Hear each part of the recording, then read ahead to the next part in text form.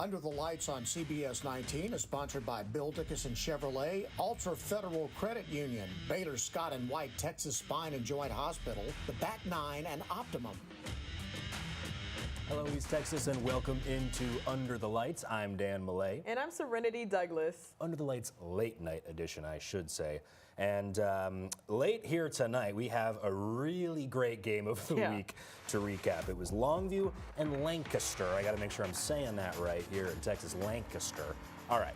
And we're going to check it out. It all started here inside of 2 minutes of the game. Longview forces a fumble and falls on it, giving the Lobos life with 2 minutes left. All right, that's a momentum play. Now with 1 minute left in the ball game, Hamilton scrambles and finds a wide open Kelvin Washington. He could not have been more wide open. Oh my gosh. And they tie the ball game at 28. Spin it. He's all business. We're going to overtime. Again, y'all, these are the fourth quarter highlights that propelled us into overtime. And now we're going to see Washington again, first drive of OT. He punches it through the wall into the end zone for the touchdown. Lobos go up 35-28, and now it's in the defense's hands, and they got to get things done. Kason Brooks gets the handoff. The quarterback and the ball is out. Longview falls on it, and that's the ball game. Longview is your area champs. They got it done on offense. They got it done on defense to win it. A huge play and a huge game. Longview takes it 35-28, and Serenity, we still have our very own Jimmy Searfoss out at Dallas Kincaid. He's sticking with us. He sure is. Man, Jimmy, tell us everything that we don't know, because that game seemed crazy. It was crazy, and I'm actually still trying to comprehend exactly what happened here. After the game, I actually ran into Kelvin Washington. He was getting his food after the game, and I said, how you feeling about all this? He said, we got our get back. Last year, Lancaster beat Longview in round 2 of the playoffs, or maybe not round 2, but later on, but they get him back this time, and it was a crazy game. After that first half, you would not have thought that Longview would even be in this game. Coach, after the game, told me that play that tied it up, they haven't run it all week in practice. It was completely out of the blue, and it worked. He gave his hats off to his offensive coordinator, and he said, look, this team just finds a way to win. We'll hear more from the coach later on tonight. It's a crazy game. It's cold outside, and I don't feel it at all. That's the effect this game had tonight. Something you're going to tell your kids about. I'm jealous. I'm jealous. That sounds like an amazing game. Jimmy, thank you so much for all the coverage you brought us tonight. I mean, and he said it. I mean, that's obviously, we don't know every game that happened all over Texas tonight, but that's got to be one of the best games that we saw, anybody saw in Texas tonight. I mean, what a job by the Lobos to pull it out. Absolutely, it was a nail-biter. What a job by Kelvin Washington, and that's why he was our player of the week previously. That's right. I wish we could nominate them week after week, because Washington is one of those players who deserves it multiple times. But we got to get into some more highlights from tonight. This is Wascom. They're going to go ahead and kick it off to Garrison to receive the ball first. It's Garrison's Agent Zero, almost to the end zone, but it looks like he will be taken down to the other side of the 40, but he just keeps on zigging and zagging. Now it's Garrison's quarterback. He's going to go ahead and toss it out to Avery Yarbrough, but Wascom tackled him into the backfield for a loss. But here we go again. It's Garrison running back Avery Yarbrough. He's tried to make something happen, but he ends up getting taken down. Now, once again, this will be Wascom's running back, senior Elijah Modkins. He takes this thing all the way to the house for 80 yards, putting that speed on him. Let's go ahead and see that final score from Wascom and Garrison. Man, it was not high scoring at all, but Wascom was the one who pulled it out, 13-9. Well, a win's a win's a win. A win is a win's a win. We're gonna go over to Pittsburgh, and it's New Diana versus Dangerfield here. And we're going to pick things up. Well, the Eagles dropped the ball in the first half, literally. DeJuan Johnson hands it off to Tavares Williams. He gets tackled by the Tigers. The ball is loose, and Dangerfield recovers.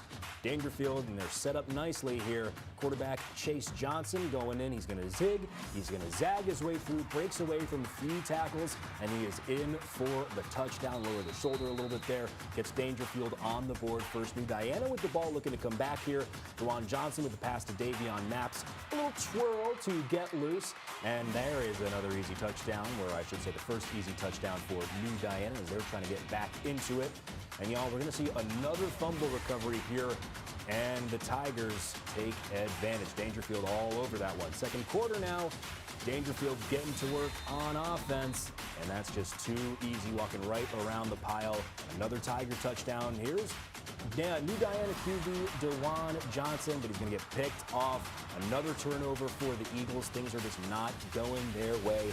And it's another good setup for Dangerfield. Johnson with the handoff to Ashton Williams. A battle of the jersey number ones with Jaden Johnson on defense, but the refs say it's a touchdown. They get the final say, so that's really all that matters here. Dangerfield cutting it close, or I should say extending that lead. They're going to punch in another one here right at the goal line to extend that lead. Once again, referee says, yes, sir, that's a touchdown. Another Tiger touchdown at that. And Dangerfield takes it 42-35 over the previously undefeated New Diana Eagles. Man, that one hurts. New Diana, they were undefeated. Man, coached by Jason Pitts, I really thought that they were going to do it this year, but they had just lost at horrible timing because it's lose and go home or win and move on. And unfortunately, the Eagles were just not able to pull this one off. But we're going to keep on moving right along. They took on Crandall. This is Texas High, the Tigers. This one isn't a close game. I'll go ahead and tell you guys that. The Tigers, they get the ball first here. This is 3 plays in. You got to give it to Jabari Johnson because what is Jabari Johnson going to do? He's going to avoid all the tackles, even the one from the ref. And he's going to go ahead and take this one into the end zone to make it 7-0 for the Tigers. Now, the Tigers, they're in their next possession now. It's 4th and 9. And they're going to give it to David Potter over the middle to Tredarion Ball. And he's got it down at the goal line to keep that play alive. Real easy for them. They're used to this. You know, true to this, not new to this. Next play, you're going to go ahead and give it to Johnson. Once again, 14-0. Crandall cuts the lead in half. But here comes the Tigers yet again. It's a handoff ball. Here goes the Oregon commit. He gets around the corner, turns on those afterburners. It looks like he's jogging at this point. That's Tredarion Ball. Yet again, a touchdown for the Tigers. Texas High blew them out of the water, but how much? 58-28 for the Texas High Tigers. Man. All right, we're headed down to the Tomato Bowl here where the Marshall Mavericks are taking on the Midlothian Heritage Cougars. And we get the teams running out of time as they do. Opening drive for the Cougars here. They're inside the 20. Marshall defense led by Caden Rodders and Jaden Cooks blow up the screen pass for a big loss. That's a huge play on defense, but Heritage goes for a 4th down and 15 here. Quarterback Carter Rutenbar rolls out and finds Freeman Robinson in the end zone. Heritage 7, Marshall zip. Mavericks opening drive here leaves them pinned back and punting near their own end zone when a high snap gets away, and that's a safety. That makes it Cougars 9, Mavericks 0. Marshall having a bad time on the ensuing drive. Cougars Rutenbar tries to keep the ball on a rope, and again, the Mavericks defense answers, holding Heritage to a field goal, making their lead 12-0. But the Mavericks still got to get on the board. They're mounting their best drive of the game here. Quarterback Alton Henderson drops back and then passes to, or takes off, or I should say, for a 32-yard gain and a 1st down. And the band loves it too, but on 4th down, Henderson, they're going to pass and it's going to go incomplete. And the Mavericks went into halftime trailing this game at 12-0. Wow. Scoreless into halftime. Let's check out. And they made quite the comeback. All right, there you go. Marshall comes back. And, you know, we were talking about Texas High before. Marshall's the only East Texas team that played them close all year. And they took this one 21-12 over Midlothian Heritage. I mean, sometimes coming from the back and trying to, you know, make that 4th quarter push is the way to go for some of these teams. How long is it going to last? Because these matchups are only going to continue to get harder. But we still have plenty more highlights for you guys. Make sure you guys don't go anywhere.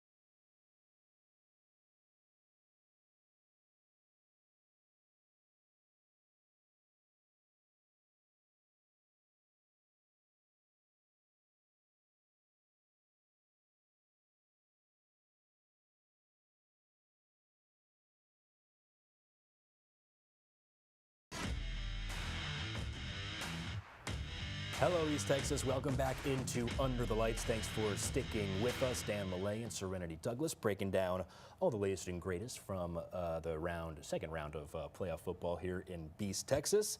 And Serenity, we've been through a lot of games, and it seems like round 2 did not disappoint in any way. Absolutely not. It was getting pretty scary there for our East Texas teams, but looked like they were able to pull out some, and we're going to see another one right here. Over to Yellow Jacket Stadium in Kemp, Texas, where the Overton Mustangs are battling against the Mart Panthers. And we're going to go ahead and start in the first quarter on 4th down. The Mustangs are going to look to get the stop early here. You're going to see it pretty soon. This is quarterback D'Angelo Rose. He gets the snap, steps back to pass, and launches one downfield to a wide open receiver. Where's the man? DeMontrell Medlock to put the Panthers up early. They would also get that 2-point conversion. Mart is up 8-0 over the Overton Mustangs.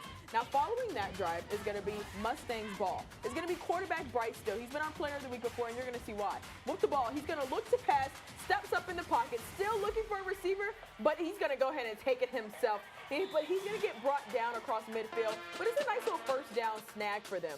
But it's going to be the same drive. It's Bryce Still yet again with a designed run. He's got a hold, so he's going to take the hold. And he takes a big hit, but he barrels his way on through. He said, I can take hits. Look at me. I have muscles. My name is Bryce Still. And he's in for the touchdown. Now, Panthers have the ball this time. It's going to be a handoff to Ahmad Scott. He shows off some nice moves, almost gets away, but it's going to be close because a few Mustang defenders are going to go ahead and take him down. But it's going to be a Mustang territory. Same drive. Inside, it's going to be the Mustangs' 5-yard line. That's receiver DeMontrell Medlock. He gets the snap and bulldozes his way on in. The Panthers will convert on the 2-point yet again. Very back and forth game, but who got it? The Overton Mustangs got it. Trust in Scotty Lamont, 31-30, a great win for them. Trust in Beast Texas football. Yes. All right, y'all. Shelbyville versus Beckville. And get ready, because this one is a shootout. It's a battle of the Vills as the captains meet at midfield.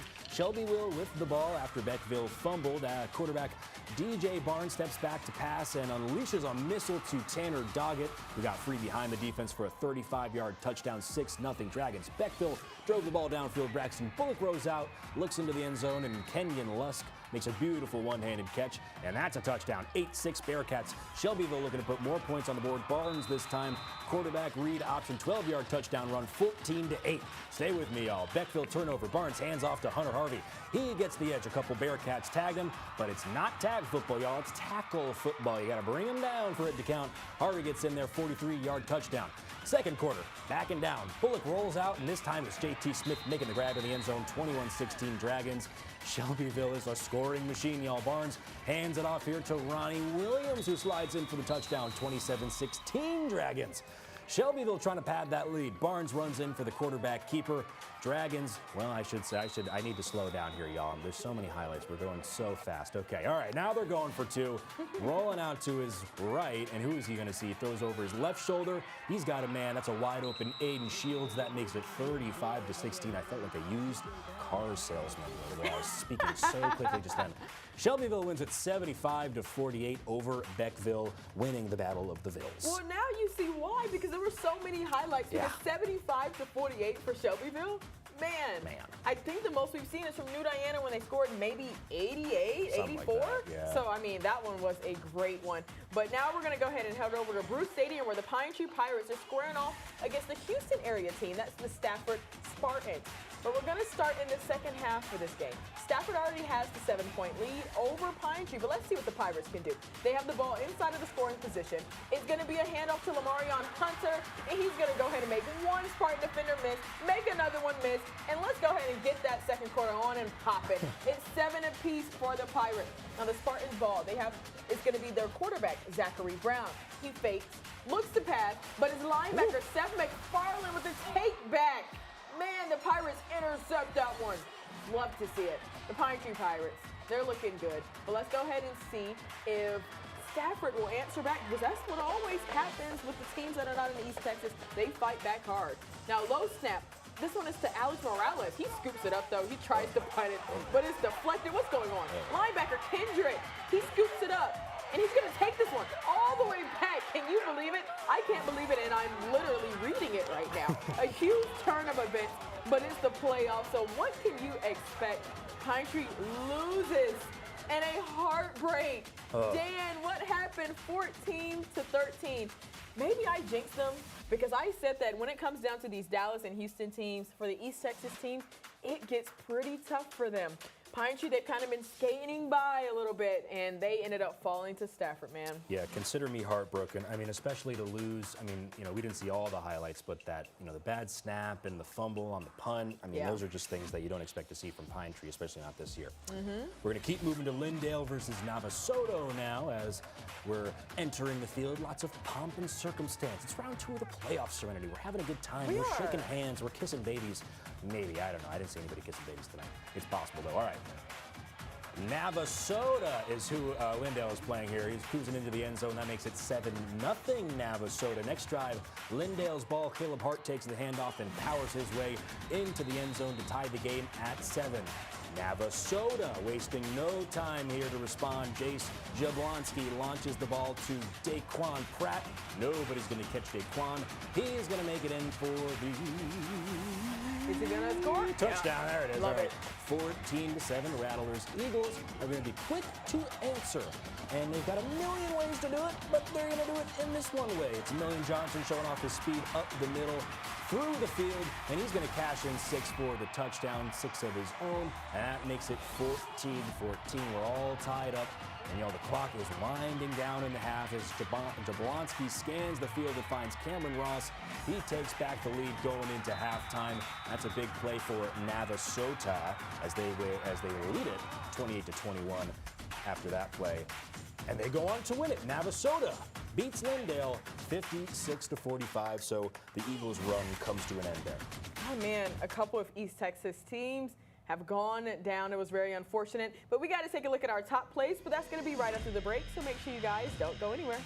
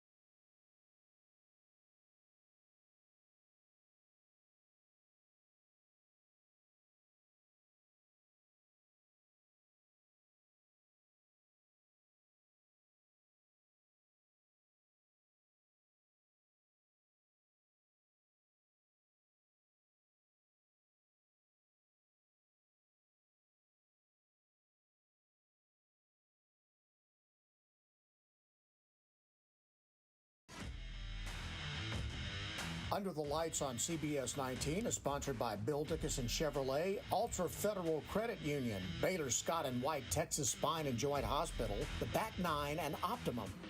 East Texas, hello, good evening. Thank you for sticking with us here on Under the Lights. Sadly, our time has almost come to an end, but we're not going to wrap things up until we show the good people of East Texas this week's top plays. Absolutely. I'm super excited. This one came from last night, a Thursday night game. They're going to go for 2. This is the opposite team, by the way. This is Grandview. He tosses it out, and it's going to be Chris Love. Hit him with the OBJ, and here's the replay in slow-mo for you. Take it from him, and that was on their 2-point conversion, too, and they just snatched it like taking candy from a baby. Yeah, that's Chris Love. He plays on both sides, y'all. But we're going to go to Overton versus Mark. Mark quarterback D'Angelo Rhodes getting the snap, stepping back and launching it downfield to a wide-open receiver into Montreal Medlock to put the Panthers up early. They would also convert on the 2-point conversion to go up 8-0 early. That's a top play. And then this one is also going to be from last night. He's going to be from Pleasant Grove. Jarrett Halter, he launches it out there to his man. That's Landon West. Here goes another replay. It gets tipped by a defender, and he still secures it off of a deflection. Pleasant Grove does go on to win that game as well. That was crazy. That might be number 1. We got to wait and see. All right, we're going to show another highlight from Thursday night action. No, bias here, folks. Just a lot of great Thursday plays here as you're going to see Liberty Ilo force the fumble on Pilot Point. And then the next play on offense, Trip Basinger airing it out to DeQuain Prevost, who hauls in the touchdown. That was part of Liberty Ilo's 57-7 win last night at Rose Stadium. Man, and this one is going to be from the Dangerfield versus New Diana game.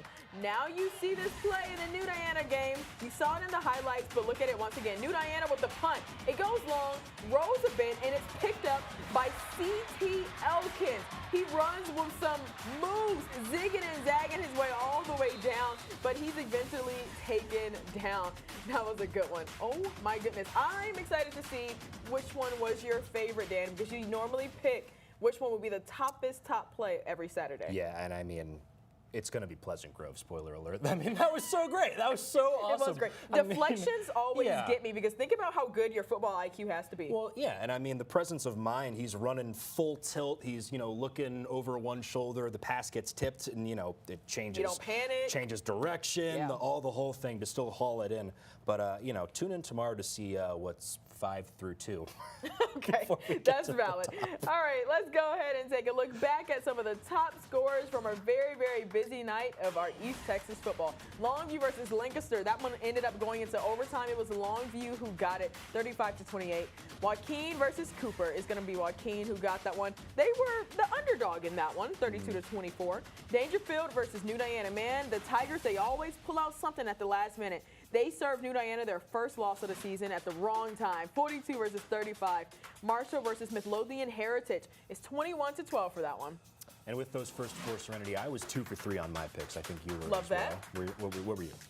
That's a great question. Maybe 2 for 3. Okay, yeah. I'm gonna say 2 for 3. I think you were 2 for 3. All right, next four, we got Overton over Mart, 31-30. Stafford took down Pine Tree in a nail-biter, another one-point game, 14-13. Shelbyville dominated Beckville, 75-48.